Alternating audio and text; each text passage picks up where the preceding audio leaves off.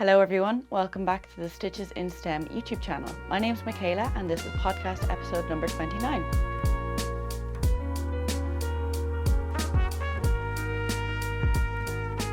If you're new to the channel, thank you so much for clicking on this video. As I said, my name's Michaela and I'm a knitter from Dublin, Ireland. I have a very bog standard knitting podcast YouTube channel where I talk about what I've been knitting and what I'm working on currently, and today is no different. I actually think today will be a little bit of a shorter episode, fun-sized, some might say. I don't have any finished objects and I don't have any major updates on any of my whips, but I was in the mood to film, so here we are. I'm wearing my Alpine bloom tee, which was a finished object in my last episode, so I won't talk about it too much, but I will pop it in the corner of the screen and I'll also link it in the description box below, so you can go and check out the Ravelry project page if there's anything that you're interested in with regards to this top. And with that out of the way, we will jump straight into the whips.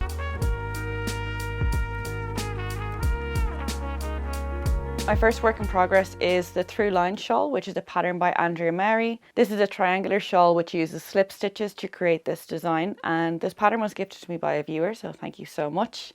And the yarn that I'm using, there's 3 different yarns. So the blue one is Happy Go Knitty Mardi, which is a wool, silk and yak base, and the colour is Emerald Lake. The first time I showed this yarn, I couldn't read the label on the skein, and I thought it said either Emerald Lake or Emerald Cave.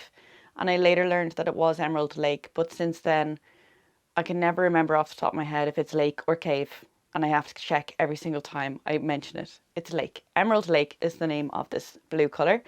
The spin cycle yarn, which is kind of a little bit more difficult to see, it's their dyed in the wool base, and the colourway is called Miss Rumphius, and it's a shop exclusive colourway for Lupine Wool Co, which is a yarn shop at Auckland where I bought this yarn. And the yellow yarn is Kremka Soul Wool Edelweiss Alpaca in the colour Honey in English. I can't remember where I was in the last episode, but if you did see the last episode, you can probably tell that I made quite a bit of progress on this. The pattern instructs you to knit a certain number of these motifs here. You can obviously knit more or less depending on how long you want your shawl to be, but I decided to knit as many as the pattern told me to and then kind of assess the length and see if I wanted to make it longer. So I worked the number of increases as instructed in the pattern and I measured it, and it was measuring at 90 centimeters in length. The pattern says that the finished scarf will be 264 centimeters in length, so half of that is 132. So at 90 centimeters mine was significantly shorter, but I decided to block it and see if it grew, and it did grow quite a bit. So it grew to 110 centimeters, which I calculated it, and I think it was like 111% increase, but it was still not as long as the 132 centimeters set out in the pattern. And I've also mentioned before that I want to use as much of this spin cycle yarn as possible, so I kind of thought that that was a good thing. It meant that I could add more length to my scarf and get more use out of this spin cycle yarn. At that point, when I had finished all the increases that were instructed in the pattern, I had used 12 grams of this yarn, which meant that the whole scarf would only use 24 grams, and this is a 50 gram skein, so I wouldn't have even used half of it, or just barely half of it, and I would have been a bit disappointed about that. So I was pretty glad that my scarf was at that point a little bit shorter than what it should have been, which meant that I could work even more increases using up the spin cycle yarn. So I figured I would work it until the length set out in the pattern, so that's 132 centimeters, which meant that I could knit another 22 centimeters, but that would be the post-blocked measurement. And knowing that it grew 111%, I worked backwards and figured that I should add 18 centimeters of pre-blocked repeats. So that worked out at about 5 more repeats of the slip stitch pattern, and I think I've done 3 since then, so I have 2 more to do. And then I'll again kind of reassess the length and see if I want to add even more. But at that point, I probably will start the decreases. I think now I've used 15 grams-ish, 14 grams maybe of this yarn. So 2 more repeats, we'll use another gram or 2. And obviously then the decreases will use that amount again. So it looks like I'll use at least 30 grams of this, which is good. If I can get up to 35, I'll take that, I'll accept that. So that's actually all I have to say about this shawl. I think I spoke mostly about the pattern and stuff in the last episode, so I don't really have anything to add because it is just a pattern repeat that I've been working while increasing. I'm still enjoying it. It's probably one of my favourite projects at the moment. You can probably tell by the amount of progress that I've made since the last episode. I've just been really enjoying it. So looking forward to keep working on this, and especially to see those lovely spin cycle colorways come through.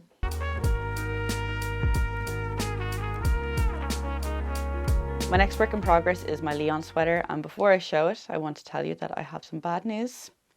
The bad news is, I never thought I'd say that this was bad news. The bad news is that I do have enough yarn. So it is all one colour, unfortunately.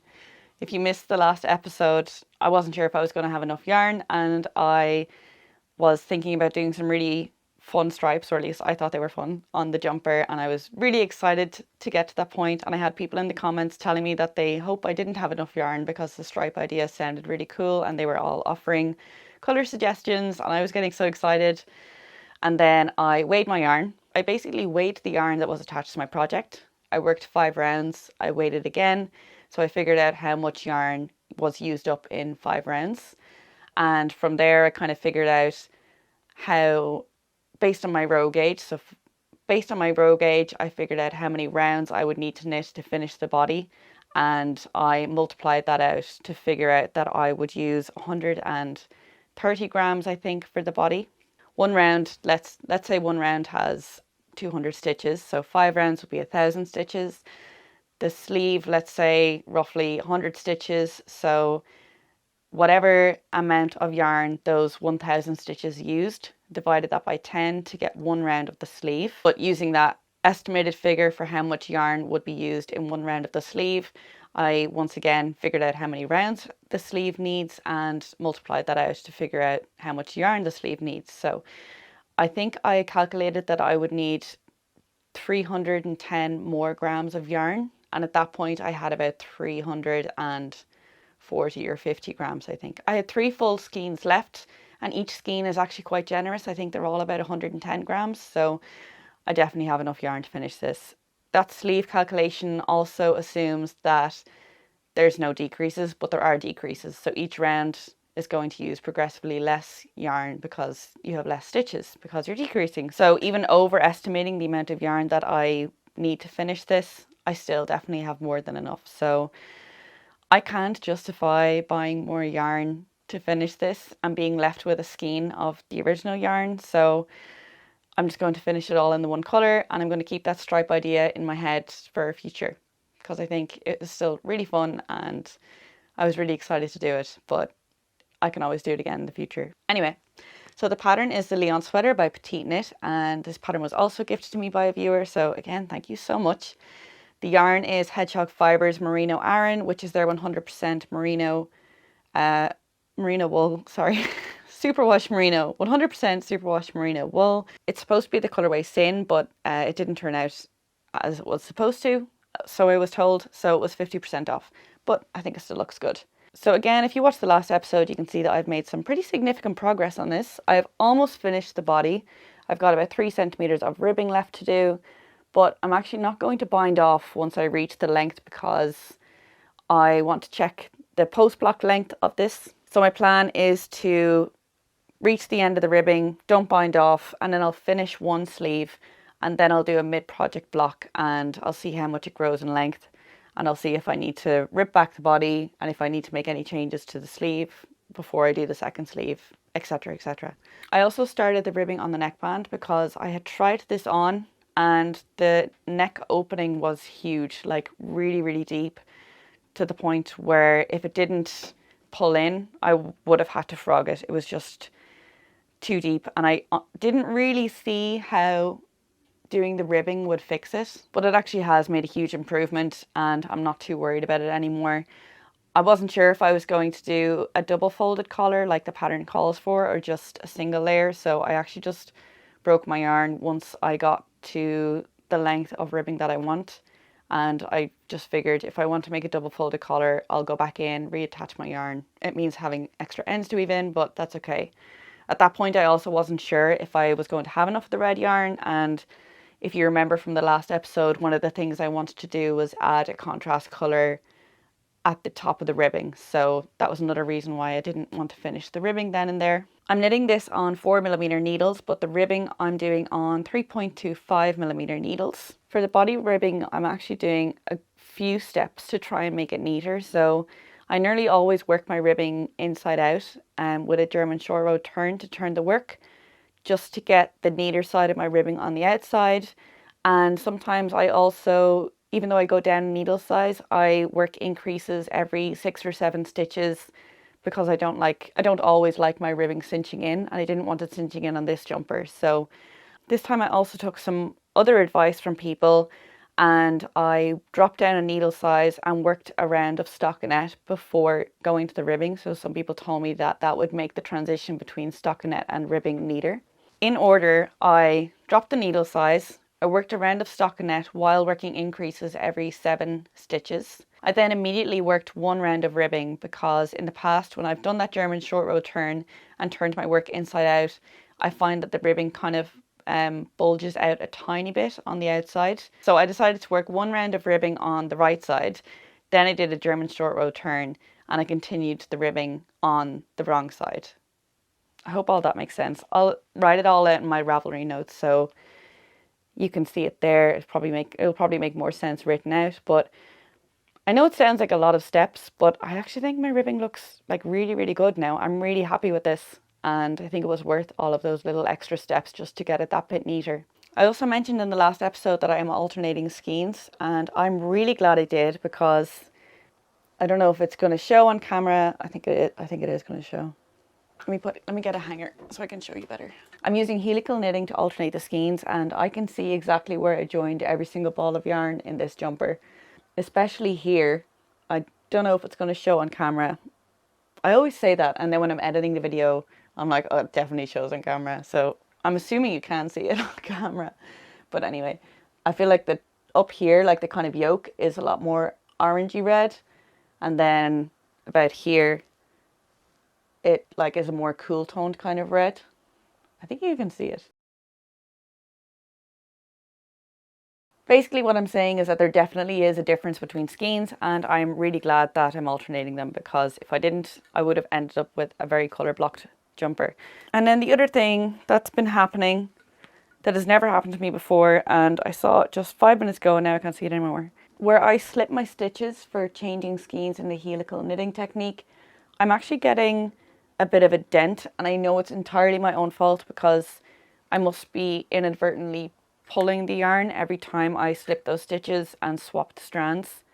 Basically a diagonal line going across the jumper, caused by the slip stitches that have been pulled too tight by yours truly. I'm not too bothered with it. I think it will even out with blocking, and anything that doesn't even out with blocking, I can go in with a needle and redistribute the tension. So yeah, not too fussed about that, but it is interesting to me that I've never had that happen when I'm using helical knitting before, and all of a sudden it's happening with this jumper. But I do think it's because I've been pulling the slip stitches taut whenever I start reusing that yarn. I can't even think how the helical knitting is done now off the top of my head, but there's a point where I've been pulling the yarn and I shouldn't be. And I must not have been doing that ever before, which is why it's never happened to me before. So once I realised that was happening, I stopped pulling the yarn and the problem went away, but it is still there in that short little segment of the body. So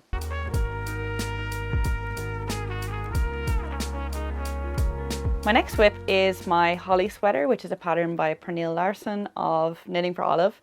This is obviously my Christmas jumper. I'm so excited about this one. The yarns that I have here are both from Wild Earth Yarns, which is a New Zealand yarn brand, and it's their Aspen 8-ply base, which is 100% Polworth wool. The grey colour is marble and the green colour is emerald. And for the red berries, I'm going to use this Brushtail Possum Merino 8-ply yarn, which is also from New Zealand, in the colour red. I had a few issues with gauge with this, so I initially swatched in the round on 5mm needles actually, because I was swatching the colour work and I knew I would need to go up a needle size for the colour work. The recommended needle size is a 4mm needle. So I swatched in around on 5mm needles with the colour work chart, and my gauge was way too big. It was like 18 stitches and the gauge for the pattern is 21 stitches. Out of curiosity then, I did a stockinette gauge swatch flat. So on the bottom I did a 4mm needle and the top one is 3.5. Oh no, this was 4.5 and this was 3.5. And my gauge was still too big. It was like 19 stitches, 18 or 19 stitches. So definitely too big. I even went to the pattern and I looked at the number of stitches that were in the body of the jumper, and I figured out what the circumference of my jumper would be if I went ahead and knit it at this gauge, and it would have been too big. So I really needed to try and get my gauge down, but I was already working this on 3.5mm needles. This is quite a plump DK weight yarn, so I didn't want to go down any further needle size because I figured that my hands would cramp. It would be quite uncomfortable. And so I made the probably reckless decision of just starting anyway and treating the jumper as my gauge swatch. I figured I'm starting early enough out from Christmas that if I need to restart it, I will do that. And I just had to like mentally accept the fact that I might just have to restart this jumper. So once I came to terms with that, I actually just cast on. So I started the ribbing on 3mm needles, and because I was working in the round, I knew that the side that I was working was going to be on the inside because, as I've said, my ribbing is not very neat on the right hand side or the right side. So I knew that the side I was working was going to be on the inside. And once I reached half the length of the ribbing that I wanted, I did a trick. I used a technique that I always use to make my ribbing fold a bit better, like you get that nice crisp folding here. And what I did was I purled the purl stitches and I slipped the knit stitches, and I repeated that for 3 rounds. When you slip the same stitch 3 times, when you eventually work it again 3 rounds later, it is pulled quite tight and it will cause that fabric to buckle a bit. So if you imagine this is like a knit stitch that I'm slipping and I'm working the purl stitches. So let's say this is a purl stitch, this is a knit stitch. I'm slipping the knit stitch, I'm working the purl stitch. I slip the knit stitch again, I work the purl stitch, slip the knit stitch again, I work the purl stitch. And eventually when I knit that knit stitch, it has to all of a sudden reach the next round. And so that pulls the fabric down and you get this nice crisp fold. If I wanted it to fold the opposite direction, I would knit the knits and slip the purls, but then I would end up with my ugly side of my ribbing on the outside. So I hope I explained that well. But in this case, I did get this kind of funny hole. I don't know if you can see. Yeah, it's like a kind of a prominent hole there at the top of my ribbing. It doesn't really bother me too much. And I'm wondering if I had only done 2 repeats of that, knit the knit, slip the purls, or knit, purl the purls, slip the knits, would I still get that hole? So I might try next time and just do it 2 rounds and see if it makes a difference. I also will block it, of course, and see if that helps, but otherwise I don't actually think it's too noticeable, so I'm not really too bothered by it. But anyway, so I finished the ribbing and I switched to 3.5mm needles for the body. And if you'll remember, I said in my gauge swatch that my gauge was like 19 stitches on 3.5mm needles, so it was definitely a bit of a gamble. But when I was knitting that gauge swatch, I kind of knew that I wasn't in a good rhythm with the wool. You know, sometimes you have to get used to a new wool when you cast on a new project, and it might take time for your hands to kind of get into the rhythm of working with it or get used to the feel of it. And I think when I was knitting my gauge swatch, I was still kind of getting used to it. And I kind of knew that while I was knitting the gauge swatch. So that's what made me feel a little bit better about just kind of diving into this and seeing how it worked out. I have checked my gauge on the yoke since starting, and it's around 20 to 21 stitches, which is on par with the pattern. However, this is knit in the round and there's increases, so it's hard to accurately measure. And as you can see, it's quite scrunched up, so that makes it even more difficult to measure. The reason it's quite scrunched up is because I do need to move it to a new cable, my 100cm cable, but that is currently in use with my Lyon jumper, or Lyon Sweater, that's what the pattern's called.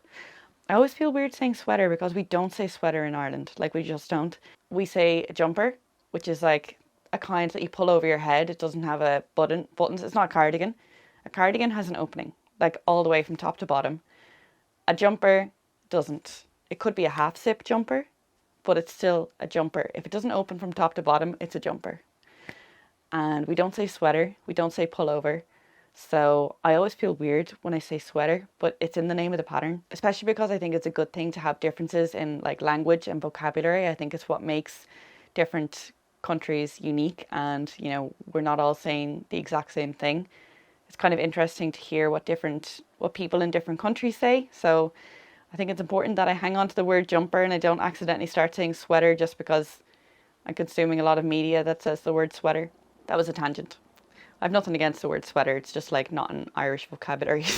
So once I finish the Lyon sweater, I will take that cord and I'll swap it out with this one and I'll continue with my holly jumper. Holly sweater, sorry. The name of the pattern is a holly sweater. As per the colourwork, I decided to go up to a 4.5mm needle for the colourwork. Yeah. And my gauge, again, I've done like a rough check of my gauge. Sorry, there was a helicopter flying overhead, so I just wanted to wait until it was gone. But yeah, I'm trying to remember where I was. I had done kind of a very quick check of my gauge with on the colourwork section, and so far it's looking good, but again, it's a bit scrunched up. There's increases, so it's kind of hard to tell. The colourwork chart isn't that long, so I'm just going to finish the colourwork chart and then I'll probably block it and check my gauge, and I'll check the fit more importantly, and if it's not too big, great. If it is, I have made peace with the possibility that I might have to restart this, so it's okay. That helicopter is just doing circles above my house, so I'm sorry. Doesn't sound like he's going away anytime soon. But I'm having a lot of fun with this. The yarn so far has been really nice to work with. It's quite woolly. I wouldn't say it's rustic. It is actually quite soft, and I think it will block out really nicely. Actually, I did block my swatch. Where did that go? Okay, I lost my swatch, but I did block it and it has a lovely drape after blocking. So yeah, I have positive things to say about the yarn so far. I haven't obviously worked that much with it. I've only done like half the yoke, so I have a bit more to go until I can give a definitive opinion, but so far so good. The pattern has also been quite enjoyable to work up. It is a colourwork yoke, and if you saw me talking about my Alpine bloom tee, you will remember that I really loved working this colourwork yoke. So I was quite excited to get another colourwork yoke on the needles. I don't think this is as interesting as the Alpine bloom tee, but it still does have that kind of one more round kind of feeling. I was about to say it's potato chippy, but we don't say potato chips in Ireland. We say crisps, but I can't say it's crispy because that has a completely different meaning. So yeah, it's addictive. You want to keep doing one more round. And I think I'm on the round now where I have to start adding in the berries. So I'm really excited to do that. A lot of people suggested using ladder back jacquard to manage the floats with the berries. I'll definitely be doing that. I have used ladder back jacquard just once before on a pair of socks, and I found it pretty straightforward. So yeah, I'll definitely use that technique to manage the floats on the berry rounds, because I think there's quite long floats between the berries on each round. Hopefully by the next episode, I'll at least have finished this chart.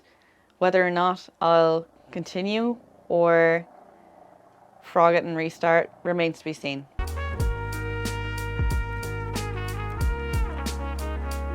My next whip is a pair of socks, just vanilla socks. I hadn't started these in the last episode, but I do have the heel done on the first one and the foot done on the second one. Doesn't look like much. These are toe up because I only have 50 grams of the main colour, so I just wanted to make sure I had enough to finish it, and I want to try and use the whole 50 grams. I'm not sure if I'll be able to or not. The yarn is from Sock Una Troca, which is a Spanish yarn dyer, I believe. I got the yarn at Barcelona Knits last year, and it's a 50 gram skein. The colourway is called Platypus. The contrast colour is actually a mini skein from a different sock set that I got from a homespun house. I can't remember the colour, but it's very kind of grey brown colour that I thought was complemented really well in the main colour. So my usual sock method is cuff down, but again, I wanted to make these toe up so I could use as much of the yarn as possible. I cast on with Judy's Magic Cast On, and I started with 8 stitches on each needle, and I increased for a wedge toe until I had 28 stitches on each needle, so 56 stitches in total. I then just worked in the round until I got to about the halfway point, which I think was at like 7 centimeters from where I started using the main colour, and then I increased to 64 stitches because I have quite a high instep and I wanted to make sure that I had enough room around the circumference of the foot. And then I did a shadow wrap heel. I actually added 2 increases at the start of the shadow wrap heel. So initially, because I had 64 stitches in the circumference, I had 32 stitches on the bottom half of my foot. I increased to 34, and then I did 10 stitches for the heel base, and I did 12 on either side of that for the heel. In terms of figuring out like the size and stuff for these, it's definitely not coming to me naturally. I have to kind of pull from a lot of different socks that I've made. The last pair of socks that I made, the self-striping ones that I showed in the last episode, I'm kind of basically copying those in reverse. And I did say in that episode that I wished I had kept my stitch count at 64 just at the instep instead of dropping down to 56. So that's why I've increased with these ones, and I hope they fit. I haven't actually tried these on yet, but I definitely want to before I work any more of the leg or before I work the heel on the second sock, because I want to obviously make sure that the foot is long enough.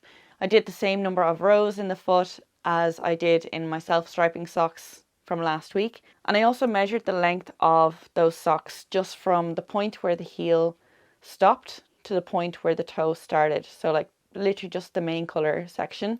And it was like 13.5 centimeters. So when I was knitting these ones, I just knit the 13.5 centimeters before starting the heel. So hopefully they fit. I'm going to try them on once I finish recording, because I'll need to change the needle over. If they're too short, I obviously don't have that much to rip back, just to before the heel to add more length to the foot. I don't have anything else to say about these. They're a very basic bog standard vanilla socks, and that is everything for today. I do think that was a bit of a short episode, but that's okay. As I said, I was just in the mood to film, so decided to sit down and record. So I hope you enjoyed this video. If you did, please do give it a thumbs up, because it would really help the channel. Feel free to leave a comment down below if you have any questions about anything that I showed today, if there was anything that I missed, or indeed just to tell me what you're working on. I had someone ask me in my last video about video games, because I mentioned in the past that I play video games, and I was like waiting for the day that somebody asked me about video games, because video games are my second love after knitting. So don't be afraid to leave a comment about anything and everything down below.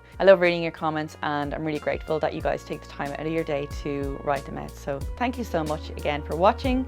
Don't forget to subscribe if you haven't already, and otherwise I'll see you in the next episode. Bye.